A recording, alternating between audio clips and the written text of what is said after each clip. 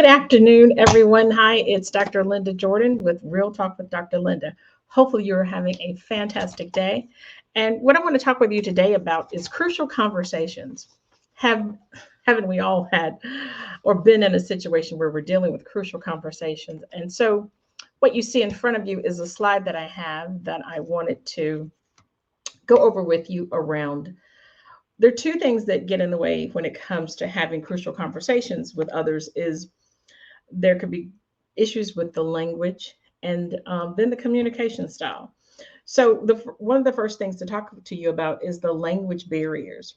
Now, when it comes to language barriers, one of the biggest barriers to written and communication is the language. Do we all speak that same language? And this can appear in three main forms. So if you have a pen and paper, take some notes. You might want to write this down because you may have a crucial conversation coming up soon. It is mid-year, and some of you may be going through, not mid-year, it is quarter one, and some of you may be going through quarterly reviews or performance evaluations, or maybe it's bonus time for whatever that is for you.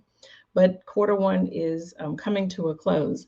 And so you may have a crucial conversation with your boss or another counterpart or someone in another department coming up soon. So hopefully this will be timely for you. So three main forms that crucial conversations may occur in, and it is the people communicating may speak a different language, or maybe they have a different dialect. The language being used is not the first language of that person. So that may be a challenge. And then number three, the people communicating or the person communicating, they speak the same language, but they're from a different region and therefore have different dialects and they may have different subtitles for different things. So those are three forms where you may struggle in having those conversations. And there are a few ways to reduce the impact of these barriers. The first is, as a group or as an individual, identify the barrier first, identify things that the group can do to minimize it, or that you as the person can minimize that. Um, Pictures speak 1,000 words, and you can communicate across different languages. And then if you're going to be communicating with the person on a long-term basis, try to find a common language. You can also consider maybe hiring a translator if you're really struggling with having that conversation with that individual. Now, the second portion that we may struggle with in crucial conversations is when it comes to cultural barriers. Same words, but it may have a different meaning. It could also be encouraging words, or you may need to prepare beforehand if possible. So there are situations these are three that may pop up that could have some cultural barriers when you're getting ready to have those crucial conversations. Um, there can be times when people speak the same language, as I said before, but are from a different culture, where different words or gestures can mean different things. As you can see, I'm using hand gestures, and I always do. But some people may do something slightly different that may mean something different. So you need to be aware of that. Or perhaps the person you're communicating with is from a different class from you. Or has a different lifestyle. So it may mean something totally different. So just be aware of um, who you're talking to and what their background is and how they want to be communicated to, because all of these things can hinder your ability to have a robust and effective conversation. So if you have the opportunity to prepare, find as much about that person as you can, about the person's culture or their background and how it differs from yours. Try to identify possible areas of understanding or potential misunderstandings and how to prevent or resolve those problems before they occur. So hopefully, sharing with you these two areas around conversations have been helpful. Another thing to note is when you're preparing for a crucial conversation, a difference in time and place could have a huge impact. So if you're having a conversation, maybe it's virtually with someone who maybe is in California, be respectful of their time because you don't want to call them at 8 o'clock in the morning or 9 o'clock in the morning and you're in Eastern time. And that's way early in the morning for them. So you want to be respectful of that. So scheduling a convenient time for that individual is very, very important. And then utilize tools like email um, to set the tone for the conversation. Make sure that it's at a time that works for everyone.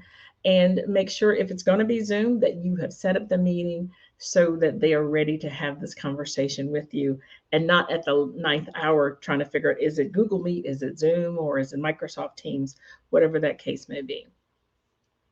And then there's the parable verbal communications. So when you're having that conversation with the individual, make sure that you are saying these three sentences out loud and placing the emphasis on the underlined words. So here we go. I didn't say you were wrong. I didn't say you were wrong, or I didn't say you were wrong. So if you pay attention to how, if you've heard my emphasis on those words that were underlined, it makes a big impact when you're saying something. So think about it when you're having a conversation with your kids and you say, what'd you say? The kid, your child or student who you may be talking to, or your colleague may be like, that didn't sort of feel right. So you want to be mindful of how you use words, your tone of voice, how that impacts others, because it is the power of the pitch. The key of your voice, if it's low, you may be a little bit serious. But if it's high, you may be a little bit anxious, like, oh my God, this really happened. So the power of the pitch can be very, very impactful. Now, my philosophy is the true tone of voice sets the tone for every conversation. So try lowering your pitch in your voice just a little bit when you're ready to have that crucial conversation with your boss or your manager or your supervisor. You want to smile because it warms your voice. So can you tell when I said that? You want to sit up straight and listen, and then monitor your inner monologue. So I just wanted to share a few tips with you as you prepare for your crucial conversations as quarter one of 2023 comes to a close. Again, you may be preparing for your quarter one review and maybe bonus time, or it may just be your one-on-one, or maybe you're just having a conversation with a colleague that you've been struggling with having that conversation. So hopefully a couple of things that I've shared with you today will be very helpful as you prepare. As I said again, as you prepare for this crucial conversation, just don't go up to someone and say, hey, we need to talk. Now, it depends upon your work environment. You can do that. But in the corporate setting, most of the times you want to send an email or maybe just go up to the person and say, we need to chat, and I'm going to send you a meeting invite for Friday or Monday at a specific time, and it'll be face to face. It'll be in my office, or it'll be on a Zoom or a Microsoft Teams. So I hope this has been helpful for you. Hopefully you're prepared or getting prepared for your next crucial conversation. So again, thank you for joining me today. It's Real Talk with Dr. Linda. Until next time, bye-bye.